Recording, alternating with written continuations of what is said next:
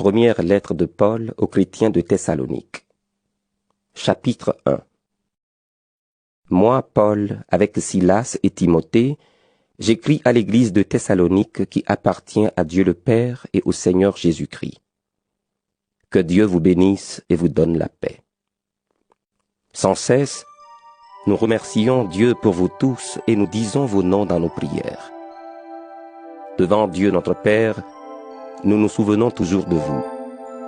Oui, votre foi est active, votre amour vous fait agir, et votre espérance en notre Seigneur Jésus-Christ est solide. Frères et sœurs chrétiens, nous le savons, Dieu vous aime et il vous a choisi pour être à lui. En effet, la bonne nouvelle que nous vous avons annoncée n'est pas arrivée chez vous seulement en parole, mais aussi avec la puissance et l'aide de l'Esprit Saint, et nous étions tout à fait sûrs. Vous savez comment nous avons vécu parmi vous pour votre bien. Et vous, vous avez suivi notre exemple et celui du Seigneur. Vous avez reçu la parole dans de grandes souffrances, avec la joie donnée par l'Esprit Saint. Ainsi, vous êtes devenus un modèle pour tous ceux qui croient en Macédoine et en Achaïe. En effet, c'est de chez vous que la parole du Seigneur est partie pour se faire entendre en Macédoine et en Achaïe.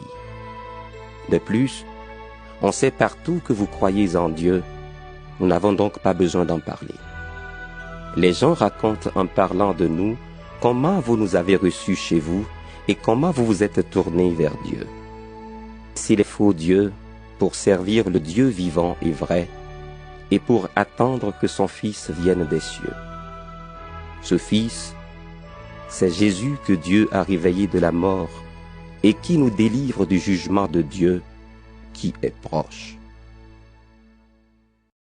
1 Thessaloniciens, chapitre 2. Frères et sœurs chrétiens, vous le savez bien, nous ne sommes pas allés chez vous pour rien.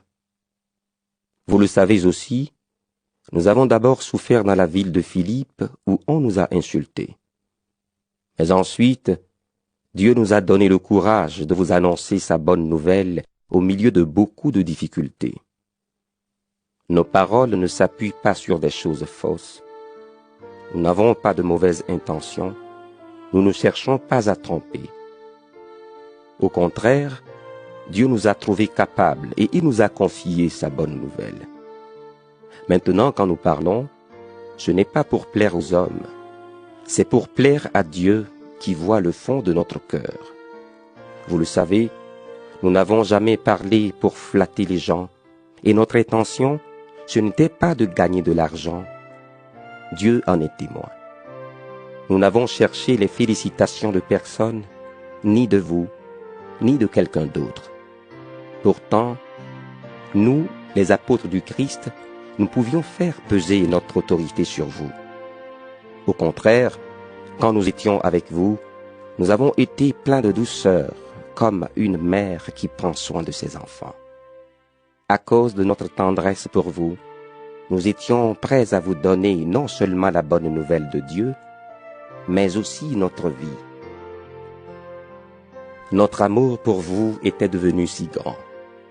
Frères et sœurs, vous vous souvenez de notre travail et de notre fatigue. Nous avons travaillé nuit et jour pour ne rien vous coûter. Et c'est ainsi que nous vous avons annoncé la bonne nouvelle de Dieu. Avec vous, les croyants, nous avons agi d'une manière parfaite et juste. On ne pouvait rien nous reprocher. Vous êtes témoins de cela, et Dieu avec vous. Vous le savez aussi, avec chacun de vous, nous avons été comme un père avec ses enfants. Nous vous avons donné des conseils et des encouragements. Nous vous avons demandé avec force de vivre comme Dieu le veut, lui qui vous appelle à entrer dans son royaume pour participer à sa gloire. Sans cesse, nous remercions Dieu pour une autre raison encore. Quand vous avez reçu de nous la parole de Dieu, vous ne l'avez pas reçue comme une parole humaine, mais comme la parole de Dieu. Oui, elle vient vraiment de Dieu et elle agit en vous, les croyants. En effet, frères et sœurs, vous avez imité les églises de Dieu qui sont en Judée et qui sont unies au Christ Jésus. Vous avez souffert à cause des gens de votre pays, comme ces églises ont souffert à cause des Juifs. Ils ont tué le Seigneur Jésus et les prophètes, et ils nous ont fait souffrir, nous aussi. Ils ne plaisent pas à Dieu. Ils sont ennemis de tout le monde. Ils nous empêchent d'annoncer à ceux qui ne sont pas juifs le message qui doit les sauver. Ainsi, ils complètent la somme des péchés qu'ils ont toujours faits. Mais finalement, la colère de Dieu est tombée sur eux. Frères et sœurs, nous avons été séparés de vous pendant un certain temps, loin des yeux, mais non pas loin du cœur. Nous désirions beaucoup vous revoir, et nous avons tout fait pour cela. Nous avons voulu vous rendre visite plusieurs fois. En tout cas, moi, Paul, j'ai voulu le faire, mais Satan nous en a empêchés. Oui, notre raison d'espérer, notre joie, c'est vous. Quand notre Seigneur Jésus-Christ viendra, vous serez pour nous la récompense qu'on donne aux vainqueurs, et devant lui, nous serons fiers de vous.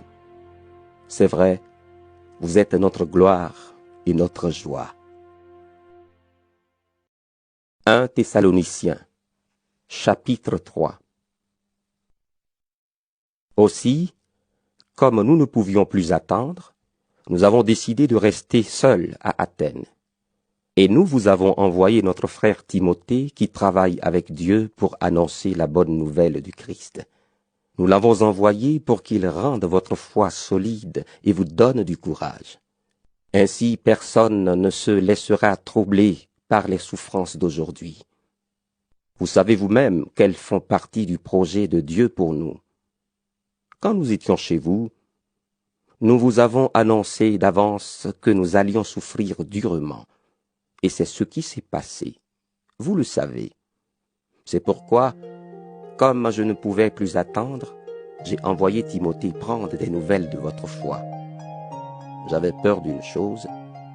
L'esprit du mal vous avait peut-être tenté, et dans ce cas, nous aurions travaillé pour rien. Maintenant, Timothée vient d'arriver de chez vous. Il nous a apporté de bonnes nouvelles de votre foi et de votre amour. Il nous a dit que vous gardez toujours un bon souvenir de nous et que vous désirez nous revoir comme nous désirons vous revoir.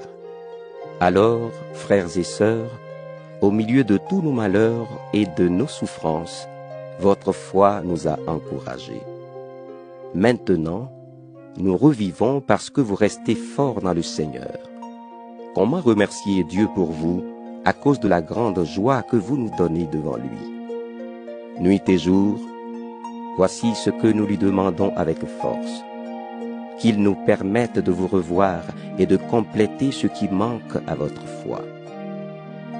Que Dieu lui-même, notre Père et notre Seigneur Jésus-Christ, nous ouvre la route pour aller jusqu'à vous. Que le Seigneur fasse grandir de plus en plus l'amour que vous avez les uns pour les autres et pour tous. Que cet amour ressemble à notre amour pour vous. Ainsi le Seigneur remplira vos cœurs de sa force. Et quand notre Seigneur Jésus viendra avec tous ceux qui lui appartiennent, vous serez saints devant Dieu notre Père, et on ne pourra rien vous reprocher. 1 Thessaloniciens, chapitre 4. Frères et sœurs chrétiens, vous avez appris de nous comment vous devez vivre pour plaire à Dieu, et c'est bien de cette façon que vous vivez. Mais faites encore des progrès. Nous vous demandons et nous vous conseillons cela au nom du Seigneur Jésus.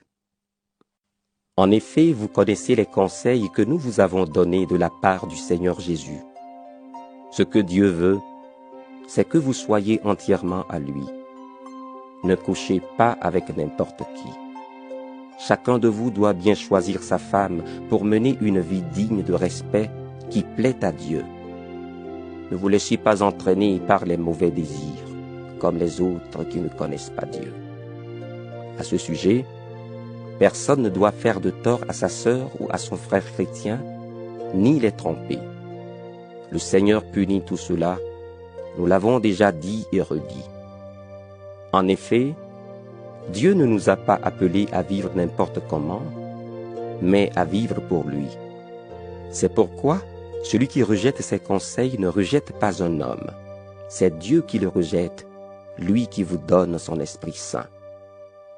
D'autre part, vous n'avez pas besoin qu'on vous écrive sur l'amour entre frères et sœurs chrétiens.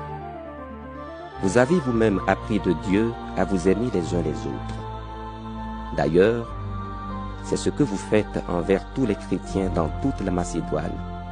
Mais nous vous encourageons à faire encore des progrès. Cherchez à vivre en paix. Occupez-vous de vos affaires. Travaillez de vos mains comme nous vous l'avons demandé. Alors ceux qui ne sont pas chrétiens respecteront votre façon de vivre. De plus, vous ne dépendrez pas des autres. Frères et sœurs, nous voulons vous faire connaître la vérité au sujet des morts. Ainsi, vous ne serez pas tristes comme les autres qui n'ont aucune espérance. Nous croyons que Jésus est mort et qu'il s'est relevé de la mort. Donc, de la même façon, ceux qui sont morts avec Jésus en croyant en lui, Dieu les réunira à Jésus. Oui, voici ce que nous disons d'après une parole du Seigneur. Nous qui serons encore vivants quand le Seigneur viendra, nous ne passerons pas avant ceux qui sont morts. On entendra un signal, la voix du chef des anges, le son de la trompette de Dieu. Alors le Seigneur lui-même descendra du ciel.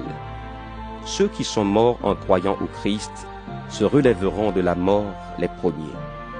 Ensuite, nous qui serons encore vivants, nous serons emportés ensemble avec eux sur les nuages en montant vers le Seigneur pour le rencontrer. Et ainsi, nous serons avec le Seigneur pour toujours. Alors, encouragez-vous les uns les autres avec ces paroles. 1 Thessaloniciens, chapitre 5.